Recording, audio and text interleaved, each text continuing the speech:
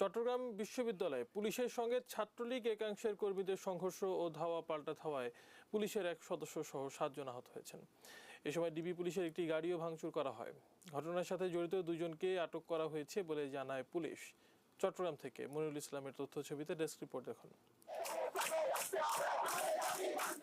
হয়রানিমূলক মামলা প্রত্যাহার, প্রক্টর ও হাটহাজারী থানার ওসির অপসারণের দাবিতে রোববার সকাল 10টা থেকে চট্টগ্রাম বিশ্ববিদ্যালয়ের মূল ফটক বন্ধ করে দিয়ে বিক্ষোভ শুরু করে ছাত্রলীগের এক অংশের নেতাকর্মীরা। সকালে ট্রেনের চালককে অপহরণ করে বন্ধ করে দেয়া হয় শাটল ট্রেন চলাচল। এতে দুর্ভোগে পড়েন বিশ্ববিদ্যালয়ের শিক্ষার্থীরা। দুপুর 12টার দিকে পুলিশ তাদের সরাতে গেলে শুরু হয় দুপক্ষের ধাওয়া পাল্টা ধাওয়া। আন্দোলনরত সিএফসি ও বিজয় গ্রুপের নেতাকর্মীদের অভিযোগ, প্রশাসনের কারণেই এই অচল অবস্থা। তবে উপাচার্য বললেন, একটি চক্র বিশ্ববিদ্যালয়ের সুন্দর পরিবেশ বিনষ্ট করতে এ ধরনের অপচেষ্টা চালাচ্ছে।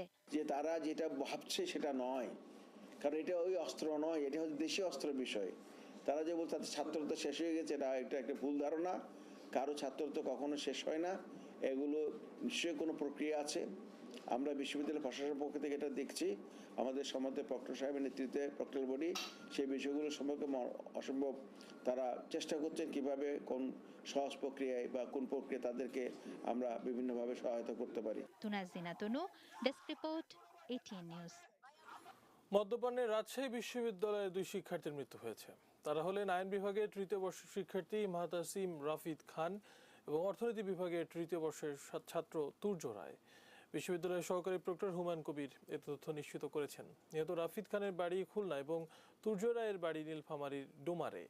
হুমায়ুন কবির জানান, শনিবার রাতে নগরীর মুন্নাফের মোড় এলাকায় ছাত্রাবাসে তারা মদ পান করে অসুস্থ হয়ে পড়েন।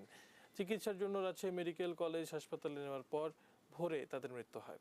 তাদের সঙ্গে মদ পান করে রুয়েটের আরেক ছাত্রও অসুস্থ হন বলে তিনি জানান। তাকেও ওই হাসপাতালে ভর্তি করা হয়েছে। এদিকে মদ্যপানে পাবনার ঈশ্বরদীর রূপপুর প্রকল্পের এক রুশ প্রকৌশলীও শনিবার রাতে রাজশাহী মেডিকেল কলেজ হাসপাতালে মারা গেছেন। তার সঙ্গে অন্য 2 বিদেশিও অসুস্থ হয়ে হাসপাতালে ভর্তি রয়েছেন।